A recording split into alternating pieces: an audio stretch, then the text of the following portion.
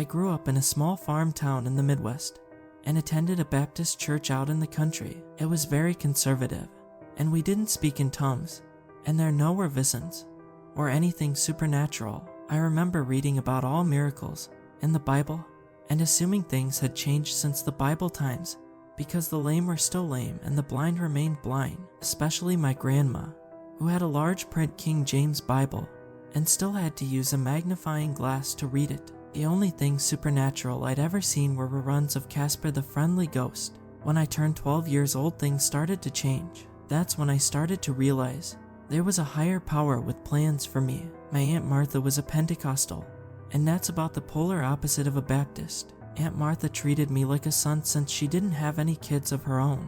My mom said she was barren, which means she couldn't have kids. Aunt Martha was 10 years younger than my mom, and she seemed a lot easier to talk to about kid stuff. She was even willing to listen to my comic book ideas. Aunt Martha was married once, but Uncle Joe died of a heart attack, and shortly after that she joined the Pentecostal church, and that's around the time she started telling me about prophecies she'd heard at the church. These included when the world was going to end all the way to when there was going to be a rapture, where all the Christians would float into heaven. After Uncle Joe died, she turned to alcohol. My mom said she was sure that Aunt Martha was going to drink herself to death, and then she found Jesus and started attending the Pentecostal church, and she quit drinking and smoking and started living a clean life. Although she did still cuss from time to time, my mom let me spend the night and attend one of their church services. I saw multiple people slain in the spirit, and there were others speaking in tongues. From the perspective of a 12-year-old kid, it was far more entertaining than anything I'd ever seen in our Baptist church. Halfway through the service, a pair of hands were placed on my shoulders from behind me, and a moment later there was a lady's cheek pressed against mine. I couldn't see her, but I could feel her breathe against my face, and the smell of menthol mixed with onion. As she whispered, "You're the chosen, you're the chosen." She started to weep, and with her face pressed tightly against mine, her tears were dripping down my chin. That's the first time I remember being terrified. I tried to free myself, but she tightened her grip and started mumbling in tongues. "CSD, Aunt Martha," I screamed. At first she didn't hear me as she was too busy singing along with the choir and lifting her hands in praise. My second scream got her attention, and then she went to trying to pry this old lady off of me. "He's the chosen," the old lady said to my Aunt Martha. "The chosen. Get your hands off of him, you old bitch." My Aunt Martha yelled as she wrestled with the lady. It was forbidden in my house to swear. The idea of swearing in church was something I never even thought about doing.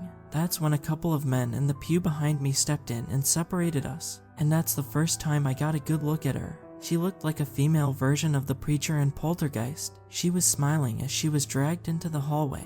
CSD, the old lady screamed as they disappeared her around a corner. The look on my Aunt Martha's face told me this wasn't typical of a Pentecostal service. The drive home was quiet. My Aunt Martha didn't say anything until we were almost halfway home. "I'm sorry for the way I acted in church," Aunt Martha said. "That's not like me." I wasn't sure what to say. I thought she did a pretty good job considering the circumstances. "You know that if you parents hear about what happened, they will never let you spend the night again," Aunt Martha said, stopping at a light and looking straight into my eyes. In that moment, the last thing I wanted to do was spend another night at Aunt Martha's. "I'm not sure I want to be a Pentecostal," I said nervously. "Don't worry, we won't be going to that church again," she said, smiling, and ran her fingers through my hair. It took me a few weeks to recover, and it wasn't easy not telling my parents. I decided not to tell my parents since that would require me to think about the old lady. I'd had a few bad nightmares, with her trying to drag me toward a bright white light. I'd watched Poltergeist when I was 10 years old, and the white light was a common theme in my dreams. Around that time we moved to the big city of Houston, TX, and that's when I met my first Catholics. I had a long walk to school, and it just so happened that a group of them would be praying every day on the sidewalk next to a large medical-looking building during Lent, which is the time of year when all Catholics put charcoal on their foreheads and eat fish every day. I know this because my friend Pat back in Michigan was a Catholic, and he used to have charcoal on his forehead. Now they weren't like the Baptists or the Pentecostals. They have lots of equipment that we were missing: crucifixes and rosaries. I would pray with them outside of what they call altars of human sacrifice. They also have lots of interesting imagery. They brought a picture of Mary, the mother of Jesus, all the way from Czechoslovakia. I would like to know who came up with such a crazy name for a country. I have to look that up in the dictionary to figure out how to spell it, and I can never remember how to spell it no matter how many times I write it out. One day I was walking by the altar of human sacrifice, and they asked me if I would pray with them. I knew that prayer worked from my days praying against the pastor's desire to save sinners, so I went ahead and did it, and that happened to be the day they had brought the painting of Mary, and there I was praying right next to it. They were so impressed that some people took pictures of me with the painting. I didn't think anything of it. My mother had done some oil paintings, and our house was filled with them. She even painted one of our dog, Muffy. I know she wishes I had the gift, but after I tried to do one painting with her, she gave up on trying to teach me how to paint. I went home that night, and my parents asked about my day. I told them it was just another boring day at school. My mom had the bad habit of asking me what I learned, and then she'd get upset when the answer was always the same: nothing. We'd argue about how I could spend an entire day in school and not learn a single, solitary thing.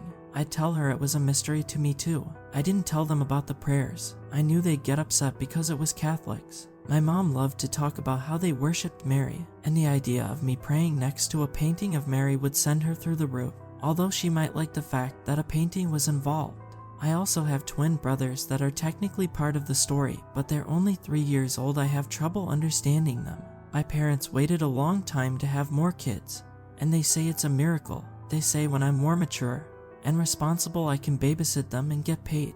I hope that day never comes because I don't want to change diapers. Hopefully they will have outgrown them by the time I'm mature enough. I'm pretty sure my parents aren't going to like the things I plan to teach them. I'm going to teach them all the things I learned to survive. Anyway, I managed to avoid discussing my prayers earlier in the day, and because my baby brothers require most of my parents' attention, I was left to entertain myself. There was the usual badgering about whether the teachers assigned any homework. I mostly try to do my homework 5 minutes before classes start. If can't get it done 5 minutes before classes start, then I just write things extra messy in the hopes that the teachers think it's something really good, but too messy to read. This is a good tip if any of you are still in school. So I pulled out a few Hulk comic books I'd already read a few times, and I was thinking back to all the prayers and the people going in and out of the altar of human sacrifice. I started to wonder if God really heard prayers. No offense, but I'd been praying for my parents to win the lottery ever since I heard about Mrs. Thatcher winning $50,000 on a scratch-off ticket. This next part of the story is a little embarrassing. I was fast asleep when someone pushed me awake. I figured it was my mom, who hated it when I went to bed in my clothes and with the lights on. I told her, I'm just resting my eyes, and then she pushed again. This was unusual for my mom because she was of the opinion that you only get warned once and then you're grounded. There were no 3 strikes rules in my home. I opened my eyes and turned around, and it wasn't my mother. I know what you're thinking. Was the date April 1st? Nope, it was May 17th, and there was no good explanation. There was a woman dressed in a black veil sitting next to me with her legs crossed. Her veil obscured her face, but I could feel her eyes on me. Since I'm not good at keeping track of dates, like you, I thought it might be an April Fool's joke my parents were playing on me. It took me a minute to remember that my birthday was coming up next week, so it couldn't be April. And the sound of my mom yelling up the stairs to turn off the lights also let me know this wasn't my mom. And that's about the time panic set in. I tried to scream, but I couldn't move or talk. I looked it up at the school library, and they call it sleep paralysis, except I was wide awake. And then I heard her thoughts. It was like the voice in my head, except instead of my voice, it was her voice. She told me I was going to be a Catholic, a very special Catholic. And then I thought back to her. My mother will never allow it. And then she explained I had no choice in the matter. I had been chosen by God. It's like being a superhero without any special powers. And then she vanished. I screamed out loud, and then ran down the stairs. My parents asked me what happened, and then I told them there was a lady in my bed, and they both laughed out loud. You had a bad dream, my mom said, and went back to sewing. My dad was reading the newspaper, and didn't bother to say anything. It wasn't a dream, I said, still shaking. I was wide awake. She was there in my bed. My parents didn't seem to think it was out of the ordinary. I wondered how they would react if I had just been shot by an intruder. Would they tell me it's just my imagination, or to get a band-aid and stop complaining? I went to the bathroom and looked at myself in the mirror. I looked exactly as I thought I would look if I'd seen a ghost. I thought about throwing up. My mom knocked on the door. "Jeffrey, are you going to be okay?" Now this is where I decided to let my parents off the hook. "Yeah, I'm fine. Just a bad dream, just like you said." I turned on the faucet so that she couldn't hear me crying. I was tempted to not share the crying part since I'm too old to be crying about a spirit being in my bed. From that moment on, I had to recalibrate my life. Maybe the crazy lady in the Pentecostal church wasn't so crazy after all. Maybe she's something. Maybe she was right. The next day I went to school as normal, and I sat through another day of learning absolutely nothing. And on my way home I saw the Catholics again, and I thought about waving and just going home. Instead, I stopped and said a few silent prayers. I asked about the painting, and they said the group had moved to another city. And then I told them I had a strange dream where a woman dressed in all black claiming to be the mother of Jesus appeared. They were quite surprised by this dream, and I had wondered how they would feel if I told them it wasn't a dream, but a true story. They said it sounded like Mary of Sorrows. It turned out that I misunderstood them, and they were actually saying Mary of Sorrows. I spent a few days trying to connect those dots. She had appeared many times, and often to children. She was mourning the death of her son Jesus, and she was an advocate for innocent children. I got a pit in my stomach as soon as I heard this, because this meant I might actually be chosen by God to be a Catholic. I could already see the look on my mother's face as soon as she learned I was called by God. I'd be grounded at a minimum. A cold chill ran up my spine as I thought back to that old lady in Aunt Martha's church. "Do you think God makes mistakes?" I asked the man. "Well, his name is James, but I don't know his last name." Later I learned he was a famous screenwriter that worked with Oliver Stone, but he never mentioned any of that to me on the sidewalk. I thought it was a lie until he confirmed it was true a few years later. I asked him why he would keep that a secret, and he said it was because he was ashamed of what he'd done in Hollywood. That made me wonder if he was doing some kind of penance, and then I started to wonder about all the other people, and then I started to get a headache worrying about it. Anyway, I'm getting off track. Like I said, I asked James if God makes mistakes. God never makes mistakes, James said. Then he told me about the stories of David, Moses, and Gideon. They were all reluctant heroes, except they all sounded competent. Yes, David made some mistakes, but it was pretty easy to see why God would have chosen them. It's like choosing a young Dan Marino to be the quarterback of your football team. It's easy to see he has talent, even if he never won a Super Bowl. But why would God choose me? The only I'd ever gotten was in physical education, and most of my prayers were selfish. And then James reminded me that I was praying outside of this altar of human sacrifice when almost nobody else would do it, and those prayers were not selfish. I told him anyone walking by could do that. James looked around and said, "It's just the two of us, even though anyone could it." I then began to wonder if it was a mistake to do all of this praying. I wasn't prepared to be chosen by God, nor was I willing to do it. I even told James that I can't do it, and then he told me the story of Jonah. I already knew the story, but back then I was just a regular guy who didn't have much in common with Jonah. That was a bitter pill to swallow. I guess it came down to whether I was willing to be swallowed by a whale. And worse, where I lived in Houston wasn't that far from the coast. James laughed when I asked if I was going to be swallowed by a whale. "You don't have to decide right away, Jeff," James said. "If God has chosen you, then that path will become clear to you later." I was pretty sure I was a lot like Jonah, except without a Nineveh, or really any mission. This made me wonder if it wasn't just a dream. Everyone else chosen by God had a clear mission. Maybe it was just a big mix-up. I know you're probably wondering why someone would complain about being chosen by God. It's like being chosen to play for the Dallas Cowboys, except when you play the Cowboys, you have to be good at football.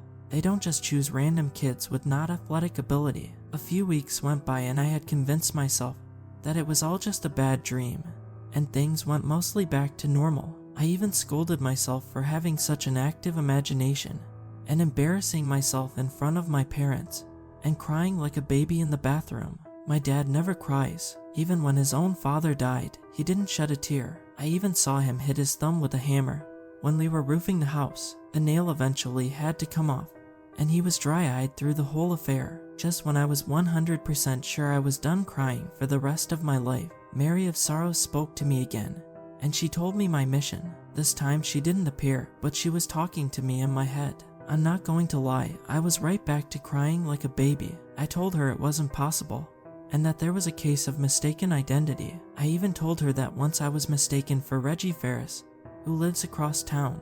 He has a round face like mine, and he'd stolen a bunch of candy for Exol drugs. I felt a twinge of guilt bringing Reggie into it, but it was possible he was actually the chosen. She told me that God knew my heart, and that God would be with me. And then she said, "You are called to be a priest according to the order of Melchizedek."